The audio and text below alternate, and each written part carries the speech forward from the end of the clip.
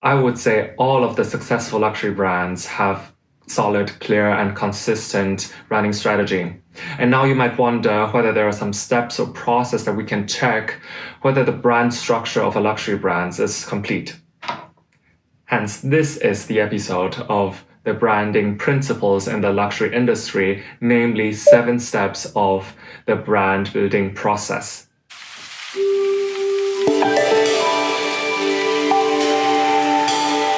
Hi everyone, welcome to Fashion Brief. So from my past luxury brand case studies and also strategy related videos, I realized that most of my subscribers have great interest in the luxury industry. And so I would like to contribute another episode in luxury branding so that you can have a better overview and also a fundamental background knowledge how the branding process goes.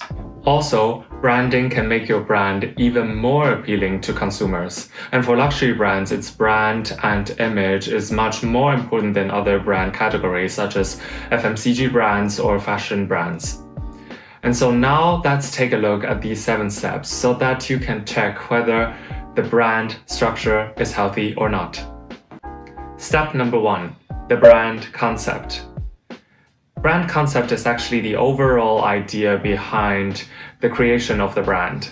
And for example, the name and its history, story behind the brand, its country of origin, the key visuals, the visual images, its logos, colors, shapes, languages, and its total offering reflect the brand concept.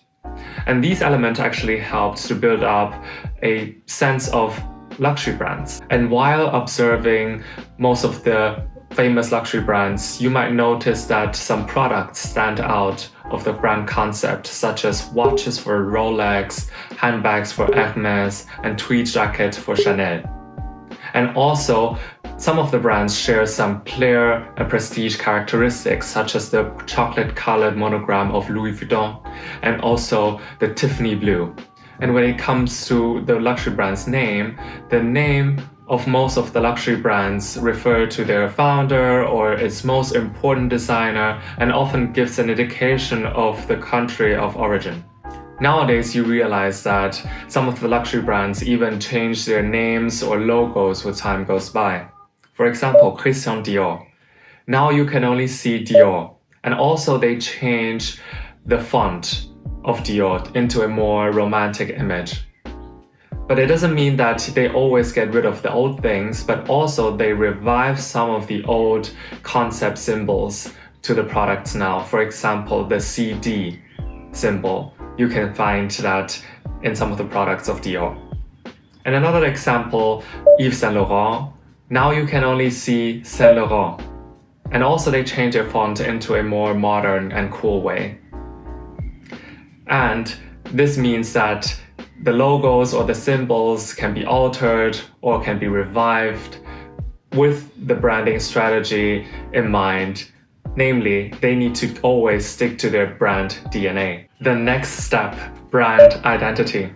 It reflects who the brand truly is and how the brand is perceived by the consumers. And so now please imagine one of your favorite luxury brands. And it is like a human being standing in front of you. And what kind of feelings, what kind of personalities he or she has. This kind of concept can be understood as brand identity. And also the brand identity can be divided into 2 components, namely the brand personality and the brand image. And so what's the difference between brand personality and brand image? It's quite easy to understand if we deem the brand as human being. So brand personality, what kind of personality do I have? Do I want to be seen by the others? This is brand personality. And while brand image is a reflection of my personality towards others, what kind of perceptions do others have? And so now you can understand that brand personality starts from the brand itself. And while for brand image is from a consumer's perspective to observe the brand.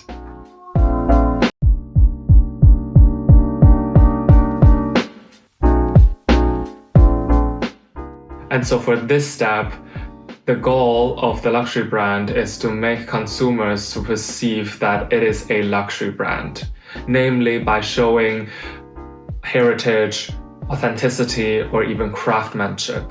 So here, it's very important to have a clear and consistent brand identity so that your consumers won't be confused who you are. And so after having the brand concept and brand identity, the third step is to create brand awareness. Brand awareness consists of two elements, namely brand recognition and brand recall performance. For brand recognition, it can be explained by through prior brand exposure, consumers can still recognize the brand. And while for brand recall performance, I would like to give an example. A woman wants to buy high heels. And so some of the luxury brands might pop up in her mind, be it Christian Louboutin or Jimmy Choo. And so this process, this recalling process, is called brand recalled performance. Luxury brands have high level of awareness in comparison to fashion brands due to its aspirational and unique elements, namely a sense of luxury. And brand awareness is achieved through the creation of visibility. And high visibility is super important for luxury brands. However, due to the 24 of anti-law luxury marketing, it can also deteriorate the luxury brands. So it's very important for them to stay visible while maintaining exclusivity. The fourth step, brand positioning. I would say this step is a bit tricky for luxury brands because, as I've previously mentioned, luxury brands shouldn't have normal brand positioning as premium or fashion brands because they want to prevent themselves from comparing to each other. And so I would say brand positioning is more important for premium and fashion brands so that they can find their unique selling points to convey to their consumers. And for luxury brands, they need to stick to their brand identity to make them even more unique and to have this bold statement of "this is who I am." The fifth step is to create brand loyalty. I would say most of the luxury brands have huge amount of loyal customers. And the reason why they have this amount of loyal customers is that the emotional bond between consumers and brands. And also the consumers might use the luxury goods to communicate with others. The bags they use, the clothes they wear, these are the symbols that they want to show the others the person they are or aspire to be. And so luxury goods thus become a communication tool for them. The sixth step, brand equity. I would say it's a summary of the previous 5 steps. It's the sum of all distinctive qualities of the brand that result in the continuous demand and commitment of the customers to the brand.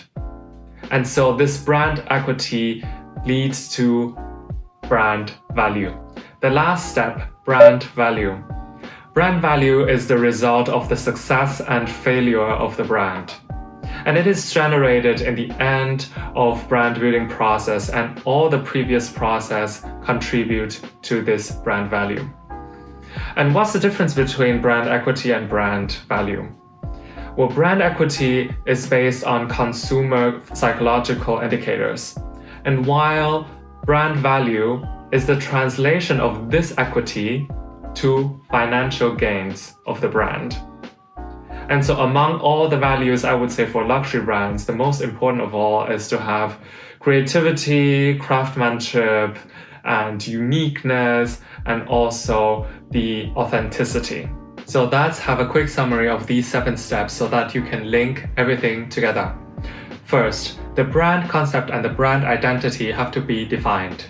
Later, brand awareness is created by increasing visibility of the brand. When the brand is visible to its target audience, the brand should get its positioning into consumers' mind. The creation of the brand loyalty, brand equity, and brand value are the final steps of the luxury brand building process.